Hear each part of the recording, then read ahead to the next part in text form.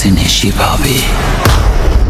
WhatsApp ভাই brother, কেমন আছো তোমরা সবাই? আশা করি তোমরা অনেক অনেক ভালো আছো। আজকে তোমাদের সাথে নিয়ে আজকে বরবাদ সিনেমা যারা রিভিউ দিছে তাদেরকে রিয়াকশন দিয়ে বরবাদ করে দেবো। আর ভিডিওটা চ্যানেলটাকে সাবস্ক্রাইব করে পাশে থাকবেন। সবাইকে ধন্যবাদ।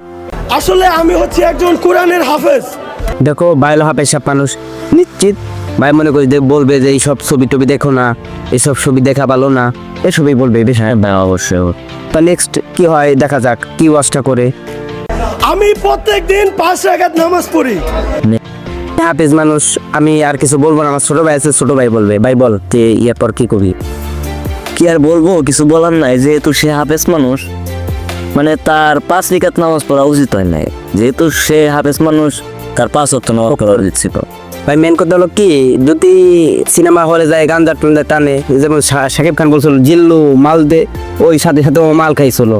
ও তো কিছু নামাজ না হলো মাল খাওয়া। হ্যাঁ, আর হাফেজ হাফেজ হাফেজের মতোই থাকতে হবে, ছবি টবি দেখা যাবে না তো।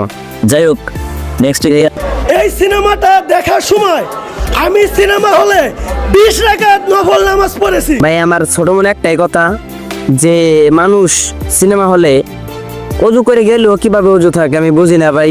আর একটা ছবি দেখে ভাই, ছোট ভাই তুই কি বলিস? আমার ভাই কিছু বলার নাই। শাকিব খান যে ছবি করছে, যে হিট করছে, ওই যে গান আছে না বরবাতে, যে গান, ওই গানটা শুনলেই ভাই আমার অটো বাইরে যাচ্ছে। তাহলে গাঞ্জা মাঞ্জা খাওয়া সারাম দিয়া ভালো হও, বুঝছো? আর হলে যায় কেউ নফল নামাজ পড়ে না, হলে যায় সবাই হ্যান্ডেলি মারে।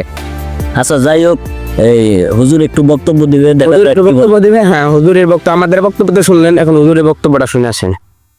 টাকার নফল নামাজ সেখানে পড়ছে। এক বেয়াদব বলে আমি আজকে সিনেমা হলে গিয়া সিনেমা দেখছি, সিনেমা ভালো লাগছে, এজন্য সিনেমা হলেই 20 রাকাত নফল নামাজ পড়ছি। আর জোরে বলেন নাউজুবিল্লাহ।